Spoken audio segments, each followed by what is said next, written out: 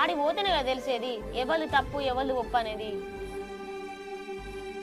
అక్క ఇట్లా కాదయ్యా, నువ్వు సగం సగం ముచ్చట నాకు చెప్పవు, పూస కూర్చున్నట్టు చెప్పాడు ఏం జరిగిందో చెప్పు. నువ్వు చెప్తేనే కదా నాకు తెలిసేది, నేను అక్కడ పోయి బావని అడిగేది. నాకు సగం సగం ముచ్చట తెలిస్తేనే బావని ఏమని అడుగుతా చెప్పు. చెప్పరాదక్క.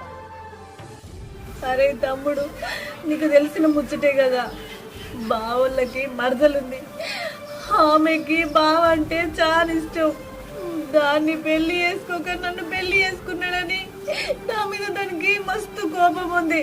అదంతా మనసులో పెట్టుకోలే నాకేమంతోనో అక్రమ సంబంధం ఉందని బావకన్ని ఎక్కించి చెప్పి నన్ను ఇంటికెళ్ళి వెళ్ళగొట్టేటట్టు చేసిందిరా. ఆయనకే నా మీద అనుమానం వచ్చేటట్టు అంతా చేసింది. దాని మాటలు పట్టుకుని బావ నాకు అక్రమ సంబంధం అంటగట్టి వెళ్ళగొట్టిండురా. అసలు ఆడేవాడే వాటితో నీకెందుకు